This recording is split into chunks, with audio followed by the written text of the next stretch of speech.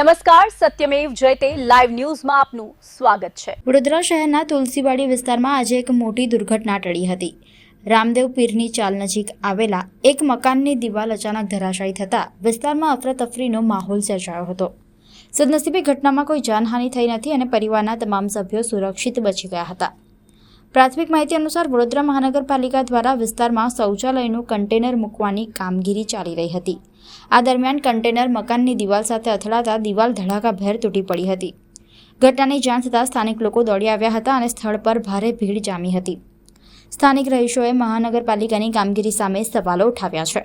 તેમનું કહેવું છે કે કામગીરી દરમિયાન પૂરતી તકેદારી રાખવામાં આવી હોત તો આ ઘટના ટાળી શકાતી હોત। ઘટનાની જાણ થતાં મહાનગરપાલિકાના અધિકારીઓ પણ સ્થળ પર પહોંચ્યા હતા અને સમગ્ર મામલાની માહિતી મેળવી હતી। દિવાલ ધરાશાયી થતાં મકાનને નુકસાન પહોંચ્યું છે।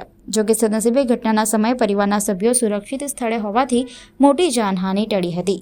હવે સમગ્ર મામલે તપાસ કરી જવાબદારી નક્કી કરવામાં આવે તેવી રામદેવ પીરની 40 શ્રીનાથ પેટ્રોલ પંપ છે। કાઠિયાવાડી ચાલમાં રહું છું ને શેરી નંબર 2 અને સવારે મેં સૂતો હતો, સૂઈને હજી ઉઠ્યો જ છું। એ તો મેં બચી ગયો કહેવાય। સૂઈને હજી ઉઠીને બેઠો છું ને મને એમ કે છાપરા પર વાંદરા દર ફેરું જેવા કૂદતા હશે તો મેં ઉઠીને જોવા ગયો, બહાર જ જોવા ગયો તો એટલી વારમાં દિવાલ પડી ગઈ। એ મૂતેડી રાખીને આ લોકોએ લોખંડની આખી દબાઈને એટલે પડી દિવાલ।